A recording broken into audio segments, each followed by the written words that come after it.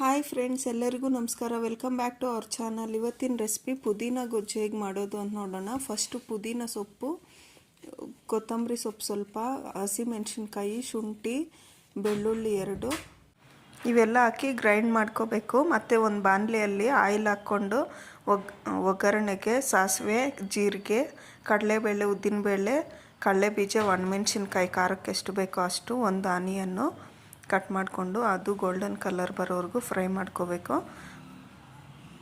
ಕರಿಬೇವಿನ ಸೊಪ್ಪು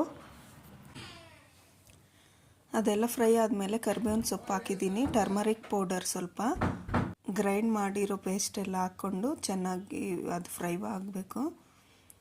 ಸ್ವಲ್ಪ ಸಾಲ್ಟ್ ಹಾಕಿದ್ದೀನಿ, ರುಚಿಗೆ ಎಷ್ಟು ಬೇಕೋ ಅಷ್ಟು ಹಾಕ್ಕೋಬೇಕು. ಇದು ನೀರು ಹಾಕ್ಕೊಂಡು ಸ್ವಲ್ಪ ಗ್ರೈಂಡ್ ಮಾಡ್ಕೊಂಡಿದ್ದೆ, ಅದಕ್ಕೆ ಗಟ್ಟಿ ಆಗೋವರೆಗೂ ಫ್ರೈ ಮಾಡ್ಕೋಬೇಕು.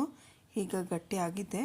ಇವಾಗ ಫಸ್ಟೇ ರೈಸ್ ಮಾಡಿಟ್ಕೊಂಡಿದ್ದೆ, ಅದನ್ನು ಹಾಕ್ಬಿಟ್ಟು ಮಿಕ್ಸ್ ಮಾಡ್ತಾಯಿದ್ದೀನಿ. ತುಂಬ ಟೇಸ್ಟಿಯಾಗಿರುತ್ತೆ. ಲಂಚ್ ಬಾಕ್ಸ್ಗೆ ಮಕ್ಕಳಿಗೆ ಎಲ್ಲ ತಿನ್ನೋದಕ್ಕೆ, ಮತ್ತು ಗ್ಯಾಸ್ಟ್ರಿಕ್ ಎಲ್ಲ ಆಗೋಲ್ಲ. ಎಲ್ಲರೂ ಟ್ರೈ ಮಾಡಿ. ಸಿಂಪಲ್ಲಾಗಿ ಕ್ವಿಕ್ಕಾಗಿ ಆಗೋಗುತ್ತೆ. Thank you for watching.